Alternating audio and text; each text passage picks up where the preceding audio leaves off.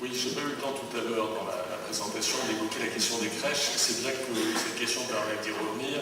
Nous avons un objectif ambitieux puisque nous fixons de finir le mandat avec 500 places de crèche. Et je n'ai pas arrêté, hein, vous savez, tout le monde peut aller lire mon blog. Depuis 4 ans, j'ai essayé d'anticiper cette situation. Avec difficulté, puisque nous n'avons pas créé une seule sur l'ensemble, enfin une seule ouverte sur l'ensemble de la période 2008-2014. Et pour être très concret, nous allons passer par le principe de micro-crèches, de 10 berceaux qui seront financés par la ville. Ce système va nous permettre à la fois d'aller vite, je pense qu'on pourra ouvrir 5 micro-crèches en 3 ans, et nous les ferons dans les quartiers, c'est-à-dire à proximité des familles. Voilà, ça c'était une réponse concrète. Sur la salle de cinéma, vous avez raison, vous avez 2 poids, 14 mesures dans cette ville. Je pense qu'il est nécessaire qu'il y ait une équité en termes de gestion urbaine. On n'a pas la même appréciation quand on a l'individu, et j'entends ça tous les jours, et quand on est le cinéma ou un promoteur immobilier.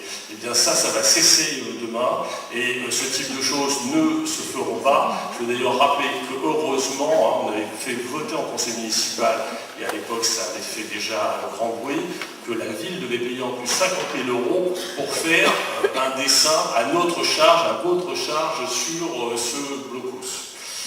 Concernant les contentieux, et concernant ces contentieux, vous avez raison, puisque ça aussi, ça pèse sur les finances de la ville. Je trouve très regrettable que Jacques Martin, alors que je lui ai demandé à plusieurs reprises, ne publie pas la décision de la Cour d'appel de Paris qui a condamné la ville à 6,5 millions d'euros sur l'affaire du parking des Frères Géraud. Et nous avions provisionné 3 millions, il va falloir aujourd'hui sortir 3,5 millions, et nous allons tous au Conseil d'État, la ville et le gestionnaire, parce qu'en plus, il réclame 17 millions d'euros supplémentaires. Donc vous voyez aujourd'hui les enjeux financiers sur ces sujets. Merci d'avoir posé la question. Sur les économies, alors bien évidemment, je vous l'ai dit, la situation financière de la ville n'est pas celle qui vous est présentée, elle n'est pas si reluisante, et je vous le confirme, et vous allez le voir.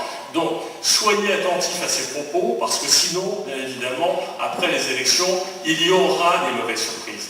Et donc, c'est pour éviter ça, et c'est pour ça que nous allons faire, nous, proposer très vite, dès que nous serons amenés à voter le prochain budget 2014, dès le 15 avril. Et donc, ça veut dire que si vous élisez notre équipe en situation de responsabilité, dans les 15 prochains jours, nous devons finaliser un budget qui va revoir un certain nombre d'économies. Alors, je pourrais les citer, et bien évidemment, tous les frais de fonctionnement vont être pris, les réceptions, la communication, les frais de véhicules, voilà, tout ce qui participe aujourd'hui à un fonctionnement que je considérais comme anormal, disproportionné pour une ville comme de Nogent-sur-Marne. Ensuite, il me reste à traiter la métropole du Grand Paris. On peut l'aborder de 2 façons. Une façon très positive. Par exemple, je pense que nous devons concevoir, parce que nous avons la chance d'avoir le pavillon Baltard, que nous avons très peu exploité, voilà une chance extraordinaire de faire, par exemple, du pavillon Baltard, quelque chose que nous allons inscrire dans cette dynamique.